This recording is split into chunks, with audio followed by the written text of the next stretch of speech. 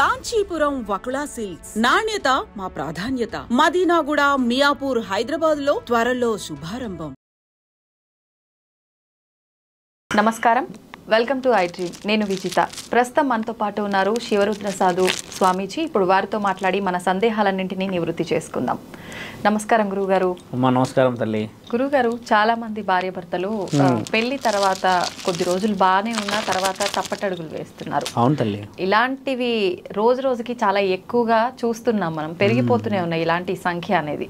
వీటన్నిటికీ అడ్డుకట్ట వేయడం సాధ్యం కాదంటారా గురువుగారు? ఖచ్చితంగా. మీరంటున్న సమాజంలో ఈ ప్రశ్నకి విలువైన సమాధానాలు మనం చాలా విధంగా మాట్లాడవచ్చు. తప్పటడుగులు అంటే మ్యాక్సిమం మాట్లాడేది వాళ్ళ చెడు మార్గం అనేది ఎక్కడి నుంచి మొదలైంది? ఫైనాన్స్. బాగా గమనించి వెళ్తే డబ్బుల గురించి తప్పితే ఏ స్త్రీ తన శరీరాన్ని తీసుకెళ్ళి ఎవరికి ఇవ్వదు. కూటి కోసమే. డబ్బులు అంటే మళ్ళీ లక్షలు సంపాదించేసో లేకపోతే బిల్డింగ్లు కట్టడానికి కాదు, కేవలం కూటి కోసము, కన్న పిల్లల కోసం తప్పితే ఏ స్త్రీ కూడా శరీరానికి అలా వెళ్ళదు. ఒక విషయం, తప్పటడుగులు భార్యాభర్తలు ఎందుకు జరుగుతుంది అంటే అమ్మ, ఒకటి మనం స్పష్టంగా గమనించాల్సింది ఏంటంటే, ఒక భర్త ఒక భార్య శారీరకంగా బాగుంటేనే సంసారం బాగుంటుంది అనేది నానుడిలో ఉన్నాయి. దానికి మన శాస్త్ర గ్రంథాల్లో ఈ అజంతా, ఎల్లోరా శిల్పాలలో అవన్నీ రాసి కూడా ఉంటాయి, చిత్రాలే ఉంటాయి, డైరెక్ట్ శిల్పాలే ఉంటాయి ఏ విధంగా ఉండాలని. దాని విలువ ఎలా చెప్పుకోవాలంటమ్మా, ఇక్కడ తప్పటడుగులు పెళ్ళైనాకనే చేస్తున్నారు అనడం అధర్మమైన ప్రశ్న. ధర్మమైన ప్రశ్న ఏంటంటే అమ్మ, అసలు ఎందుకు చేస్తున్నారు? పెళ్ళి కాని వాళ్ళు, పెళ్ళి అయిన వాళ్ళు, ఆడవాళ్ళు, ఒంటరిగా ఉండేవాళ్ళు, కొందరు వ్యక్తుల ద్వారా మీరు అడిగిన ఈ ప్రశ్నకి ఒక రూపం వచ్చింది. మగవాడు బాగా బానిస దేనికైతున్నాడు ఈ మధ్య అంటమ్మా, తాగడం. తాగిన తర్వాత ఈ సిగరెట్స్, ధూమపానాలు, బిచ్చలవిడితనం. ఒక్కటి నువ్వు బాగా గమనించి చూడమ్మా, ఒక భర్త ఒక భార్య ఒక భర్త ఏం ఆశిస్తాడు తెలుసా అమ్మ? ఒక భర్త గురించి భార్య ఏం ఆలోచిస్తుంది? చాలా సింపుల్గా, నన్ను పట్టించుకోవడం అని అంటే ఏ విధంగా పట్టించుకోవాలి? తిన్నవా, ఉన్నవా, ఇంక ఇంట్లో ఏ విధంగా ఈ చూసే ఏమైనా నెలకి కావాల్సిన వసతులు చూసుకోవడమా, ఈ బాధ్యత చూసుకొని ఇక్కడికి ఒక వారానికో లేకపోతే నెలకు తిరగడం. ఇంతకు మించి ఓ స్త్రీ అయితే ఇంకేం ఆలోచించదు. 7 వారాలు నగలు అడిగేటోళ్ళు ఉన్నారు అమ్మ, ఇప్పట్లో లేరు. 7 రోజుల్లో ఒకరోజు తిప్పమనేటోళ్ళు ఉన్నారు. ఆ విషయం అని ఈ మగవాడు తెలుసుకోలేకపోతున్నాడు. ఒకటి, ఈ మగవానికి చెప్పేటోళ్ళు కూడా లేరమ్మా, అదొక పెద్ద సమస్య ఇక్కడ. తల్లిదండ్రులు కూడా చెప్పేటోళ్ళు లేరు ఈ రోజుల్లో. నన్ను కోపంగా చూసింది అని అంటాడు. ఆయన కోపంగా ఎందుకు చూస్తుంది? భార్య గురించి చెప్తే ఈయన ఎట్లా నమ్ముతాడు? అలా ఆడపిల్ల గురించి తక్కువ అంచనా వేయడం మొదలుపెట్టారు. ఒక విషయం అమ్మ, ఒక స్త్రీ తప్పు చేస్తుంది అనడానికి గల ముఖ్యమైన విషయం, ఇంట్లో నీవు వెలిగించాల్సిన దీపాన్ని వెలిగించకపోతే మరి కన్న పిల్లలు ఎక్కడికి పోవాలి? అదే నువ్వు బాగా వ్యసనపరుడై అప్పులు చేసి అదే ఇంటికి వచ్చి ఈమెని ఇష్టం ఉన్నట్టుగా చెడు మాటలు మాట్లాడితే సమస్యకి నువ్వు సమస్య అయిపోయినావు అక్కడ. ఒక స్త్రీకి ఈ భర్త రాను రాను రాను రాను రాను ఏమైపోయాడు తెలుసా అమ్మ? ఈ పిల్లలతో పాటు ఈయన కూడా ఒక పిల్లగాడు అయిపోయాడు. ఇక డబ్బులు, ఇల్లు, సంసారం ఈయనకు కూడా ఇవ్వాలి. 50 ఈయనకు 100. అలా చేసేటోళ్ళు ఎంతమంది లేరు తల్లి? మళ్ళీ ఈ ఇచ్చిన 100 దాగొచ్చే కొట్టేటోడు. అలాంటి సమాజాన్ని గురించి మీరు అడిగిన ఈ ప్రశ్న, స్త్రీ తప్పటడుగులు ఇప్పటివరకు వేయలేదమ్మా. కేవలం కూటి కోసం, ఇంటి కోసమే వేసింది. అలాంటి స్త్రీ తప్పు చేసిందని ధర్మశాస్త్రాల్లో రాసి లేదమ్మా. అది తప్పు అని రాసిన, ధర్మం అని రాసిన వారికి పెన్ను పట్టుకునే ధైర్యం ఇంకా రాలేదు, రాదు కూడా. ఎందుకంటే కూటి కోసమే చేస్తున్నా అని చెప్పేసేసి ఎన్నిసార్లు ఎంతమంది స్త్రీలు ఎన్ని సందర్భాల్లో ఎన్ని బాధలు పడలేరు. పైశాచిత్కానికి నన్ను సుఖపెడతలేడు నా మగవాడు అని చెప్పేసి ఆడది ఎప్పుడు వెళ్ళలేదమ్మా బయటికి. మీరన్నా 5%, 10% మంది చాలా తక్కువ, అది వేరు లెక్క. 90% నా ఇంటి ఆడపిల్లలు కానీ, ఈ సమాజంలో ఉన్న ఆడపిల్లలు కానీ, ఏ దేశంలో ఉన్న ఆడపిల్లలు కానీ ఒక ఆలోచన అనే దాంతో తప్పితే డబ్బు కోసం పోవట్లేరు. తప్పు. పొద్దున పోతే సాయంత్రం వచ్చే భర్త తాగే వస్తున్నాడే కానీ ఏమైనా తెస్తున్నాడా అమ్మ? తెస్తలేడు తల్లి. మీకు ఇంకో విషయం ఏంటంటే అమ్మ చెప్పేది, ఈ భర్త ఏం తెస్తున్నాడో, ఈ భార్య ఏం చేస్తుందో పిల్లలు కూడా చూస్తున్నారమ్మా. We are not giving hopes to the future. We are giving only simple pressure, communication heavy చేస్తున్నాం, డబ్బులు డబ్బులు డబ్బులు డబ్బులు డబ్బులు డబ్బులు గొడవ. ఆ కిరాయి అనేది ఎవరి పని పెట్టారో కానీ నెల తిరిగేలోపు కట్టేస్తామా? ఈ ఆడపిల్ల ఎక్కడ పోతుందమ్మా? వచ్చినవాడు ఇంట్లో ఉన్న ఆడపిల్లని అడుగుతాడు కిరాయి అనో రెంట్ అనో, నీవు పోయినవాడు ఎన్నో ఉంటావు. ఎంత అవమానం ఫీల్ అవుతుందా అమ్మాయి? ఎంత చిన్న చూపు అనిపిస్తుంది. మళ్ళీ అందులో రిస్ట్రిక్షన్స్, 10,000 కట్టాలి. అలా ఎందరో ఆడపిల్లలు కూటి కోసమే తప్పితే ఎక్కడ కూడా చెడుగా కావాల్సుకొని ప్యాషనేట్గా పోతలేరమ్మా. ఒక్క మాటలో గమనించి చూడమ్మా, 90% మందిని పక్కన పెట్టి 10%లో నువ్వన్న ఈ చెడు మార్గం ఎత్తుకున్న వాళ్ళు ఎంతమంది సుఖభోగాలు అనుభవించి పెద్ద పెద్ద బిల్డింగ్లు కట్టి ఎక్కడ లేని రాజ్యాన్ని చూసిన వాళ్ళు ఉన్నారు చెప్పమ్మా. ఎక్కడో 2-3 చూసావు కానీ ఈ 95%, 99% నాకు తెలిసి లేరమ్మా. బాధలు ఎలా చెప్తారంటే, ఇప్పుడు 3 పూటలు తిండి అయితే తినక తప్పదు మానవుడు, పిల్లలకైతే తప్పదు కదా. ఏ స్త్రీ కూడా ఇంకో విషయం బాగా గమనించాల్సింది, పిల్లలు ఇల్లు ఉన్న స్త్రీ తప్పితే ఒంటరిగా ఉన్న స్త్రీ నువ్వన్న తప్పుడు పని చేయదు. రాసి పెట్టుకోండి, కావాలంటే మళ్ళీ మనం ఎంక్వైరీ చేయవచ్చు. ఎక్కడన్నా పోయి కూర్చొని అడుక్కుంటుంది, తింటుంది. ఎవరో ఒకరు పెట్టరా? పెట్టలేనిది ఆ పిల్లలకే. చూయించాల్సింది ఆ ఇల్లు. నెల తిరగగానే 15-20 ఖర్చా, మరి ఏం చేయాలి ఈ ఇల్లు? అలా చెడుగా పోతున్నావా అన్న సమాజం ఉన్నది, లేదని కాదు. ఇందులోనే వాటన్నింటినీ గెలిచే కష్టపడే తరుణం ఉన్న స్త్రీలు ఉన్నారు ఇక్కడ.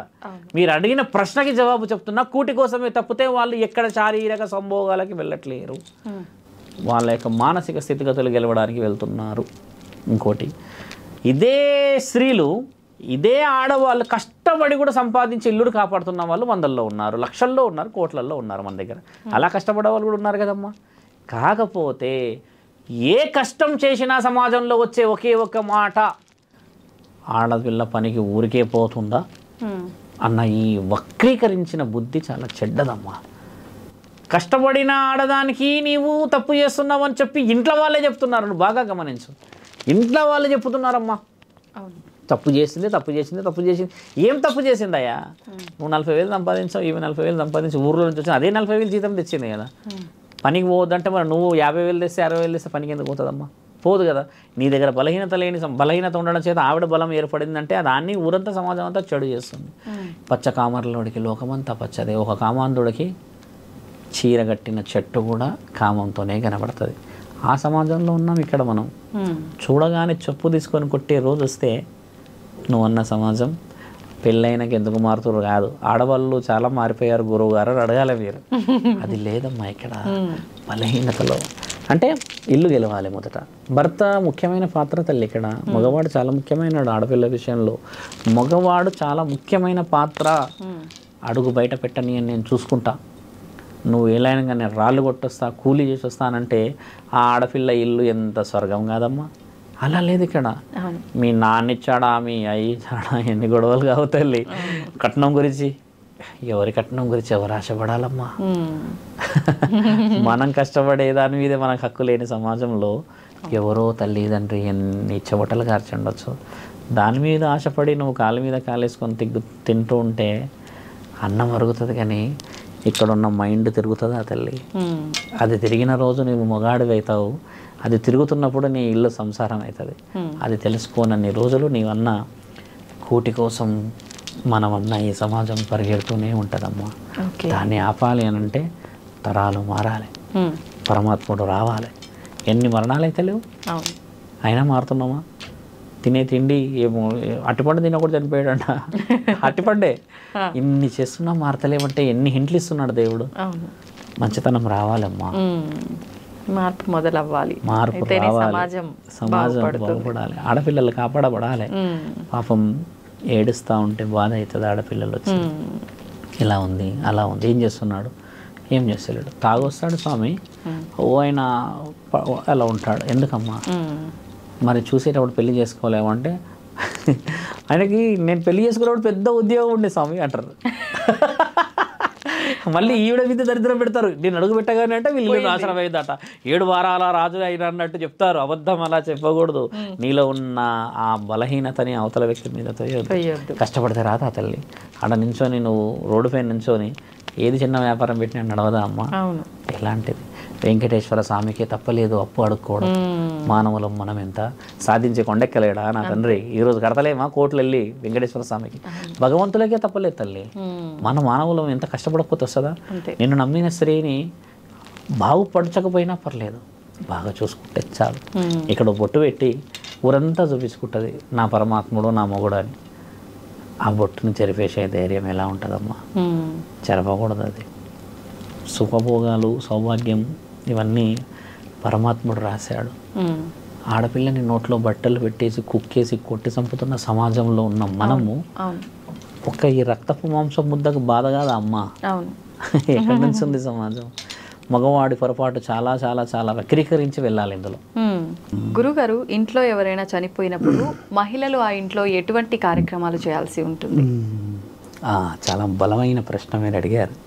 మీరు ముఖ్యంగా తెలుసుకోవాల్సింది ఏంటంటే అమ్మా, ఒక ఫంక్షన్కి వెళ్ళామనుకుందాం, ఇంకేదైనా మంచి కార్యక్రమమే, ఒక స్త్రీ ఏడుస్తుంది, పురుషుడు ఏడుస్తాడు, కాకపోతే కనబడాడు పురుషుడు బయటికి. ఒక స్త్రీ మీ స్నేహితురాలే అనుకుందాం, మీరు అడిగిన విలువైన ప్రశ్నకి, మా ఇంట్లో ఎవరైనా చనిపోయారు అని మీరు ఫోన్ చేసి చెప్పారు అనుకుందని చెప్పినప్పుడు వస్తారు. ఒక స్త్రీ యొక్క విలువ చెప్తున్నాం. కొడుకులు, 4 కొడుకుల్లో ఒకే ఆడబిడ్డ అనుకుందాం. ఓకే, ఆ ఒక్క ఆడబిడ్డ అమ్మ, నువ్వు అడిగిన ప్రశ్న చాలా విలువైంది. ఏడుస్తే ఊరంతా ఏడుస్తుంది తల్లి. బాగా గమనించను ఈ ప్రశ్న. 4 మగవాళ్ళు ఉన్న ఇంట్లో కోడలు కూడా ఉంటుంది. వాళ్ళు వచ్చి ఏడ్చిన ఏడుపు చాలా తక్కువ కావచ్చు, కానీ ఆ బిడ్డ ఏడుపు మొత్తం ఊరు ఏడుస్తుంది తల్లి. అందుకే ఆ ఏడుపుతోని ఆ ఇంట్లో చనిపోయిన ఆ వ్యక్తి పరమాత్ముడిని చేరలేడేమో అని ఏడిపియ్యారు. చాలామంది ఆపుతారు. ఎందుకంటే ఆ ప్రేమకి శాసన గ్రంథాల్లో చోటు దొరకలేదు ఇంతవరకు. ఒక స్త్రీ ఏడుపుని ఆపేది దొరకలేదు తల్లి, ఆపలేం మనం. సాక్షాత్తు నా తండ్రి పరమేశ్వరుడు కూడా వాళ్ళ బిడ్డ ఏడ్చిందంటే కదలగలడా, పోగలడా? పార్వతీమాత అయినా తీసుకుందాం, భార్య అయినా సరే, ఏడుపు ఒక స్త్రీ గురించి చెప్తున్నాం, కదలగలడా తల్లి? వెళ్ళలేడు. అలాంటిది శ్మశాన వాటికకు వచ్చి లేదా ఆ కార్యక్రమంలో ఏడిపి ఆ రోదన మహా ముక్కంటికి కూడా చెవులని మూసుకునే తరుణం అది. ఆ ఏడుపుకున్న విలువ అది. విలువ ఎలా ఉంది చూసావా అమ్మ? ఒక ఫంక్షన్ తీసుకుందాం, ఒక బిడ్డ పెద్ద మనిషి అయిందో లేకపోతే ఇంకే కార్యక్రమం చేస్తే మేనత్తులు వచ్చి ఏడిస్తే అందరు ఏడుస్తారు. అదే మగవాడు 4 ఆటలు పోయాలో మందు తేవాలని తిరుగుతుంటాడు. అంటే తరుణం చూడండి అక్కడ. శాస్త్ర గ్రంథాల్లో వీటికి చోటు ఇంకా దొరకలేదమ్మా. నువ్వు పెకిలించి నేను శివరుద్రని, బహుశా పరమాత్ముడు ఇంకో 25-30 ఇచ్చించవచ్చు, మళ్ళీ అడగవచ్చు నన్ను. ఒక స్త్రీ ఏడుపుకి శాసన గ్రంథాల్లో చోటు రాలేదు ఇంతవరకు, రాదు కూడా. వస్తే నా తండ్రి పరమాత్ముడు ఇలా ఎందుకు కూర్చుంటాడు? హ్యాపీగా తిరుగుతూ ఉంటాడు కదా. ఒక స్త్రీ రోదననే శివుడు 3 కన్నులు ఇంతవరకు తెరవకపోవడానికి గల కారణం, ఒక స్త్రీ వల్లే భూమండలం రక్షించబడింది. ఒక స్త్రీ వల్లే భూమండలం ఇప్పటికీ అన్ని చెడులు జరుగుతున్నా ఎక్కడో మంచి కనబడుతుందంటే ఒక స్త్రీ కాపాడుతున్నదే ధర్మం. భర్తకి బాగలేదంటే ఏడిచే ఆ ఏడుపు ఒక భార్య ఎంత గుండెలను కదిలిస్తుంది. వైద్యుడు కూడా కళ్ళల్లో నీళ్ళు తీసుకొని వెళ్ళిపోతాడు ఎక్కడన్నా స్థితిగతులు వస్తే. రోడ్డు మీద పడ్డప్పుడు ఏదైనా ఏడుస్తే పక్కలో ఉన్న వాళ్ళు బాధపడిపోతారు. ఆ ఏడుపుకి చాలా విలువ ఉందమ్మా. ఒక స్త్రీని ఆ ఏడుపు ద్వారా దాటలేమేమో, శ్మశానం దాకా తీసుకుపోయి ఆ యొక్క విలువని అంత పరిపూర్ణతగా ఇవ్వకపోవచ్చేమో అన్న ఆలోచనతో మీ నాన్నల నాన్నలు, మా తాతలు, ముత్తాతలు అంతా ఏం చేశారంటే, కొంచెం వీరిని ఈ యొక్క వివరణకి దూరంగా పెడదాం, ఇంటి దగ్గర ఏడ్చుకోండి. ఒక సినిమాలో డైలాగ్ ఉంది, మీరు ఏడుసుకోరమ్మా అంటాడు ఏదో సంతకాలు పెట్టించుకున్నాక. అలా ఉంటుంది, ఇంటి దగ్గరనే ఏడవాలి. బయటికి పోయి ఏడిస్తే ఊరంతా ఆయన పోలేడు. తండ్రి వేదన, తల్లి వేదన. ఇంట్లో ఏ ముసలోడు చనిపోయినా, మన తాత ముత్తాత అయితే ఒకప్పుడు వయసోడే కదా, ఇప్పుడు నువ్వు ముసలోడు అంటున్నావు, ఒకప్పుడు వయసోడే కదా తల్లి. అలాంటి వాళ్ళ ఏడుపుని ఆడపిల్లల్లో చేత జరిగితే పరమాత్ముడు కూడా మెచ్చాడు, తీసుకెళ్ళలేడు ఆయన.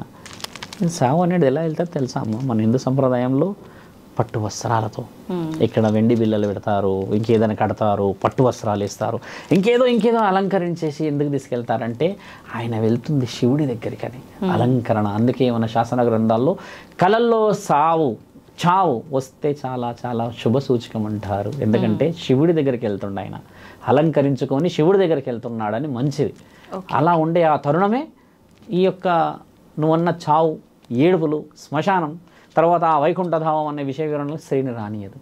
ఏడుపు కోసమే రానియరు. బాగా గుర్తుపెట్టుకోండి. ఒక స్త్రీ తత్వం ఒక మనిషిని కదిలించే తత్వం.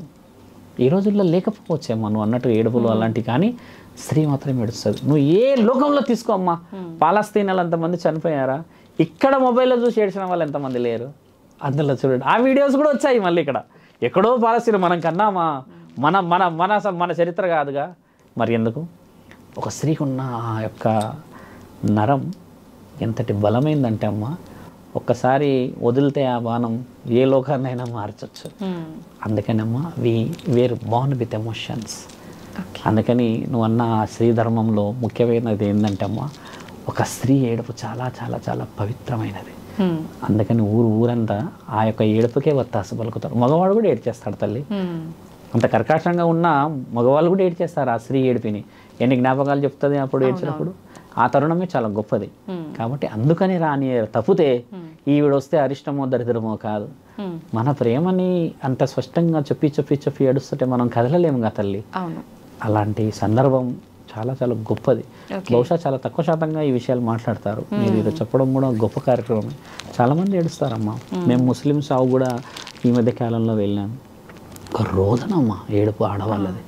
మగవాళ్ళు ఇట్లా నిలబడతారు ఇక వీరుల్లాగా ఏడుపోతాని, వాళ్ళకి లోపల ఉంటుంది ఏడుపు. ఓకే, గురువుగారు ఆడవాళ్ళని చాలా వరకు శ్మశానం దాకా రానివ్వరు. ఇది ఇప్పుడు మీరు చెప్పిందే రీజనా? అదే రీజన్.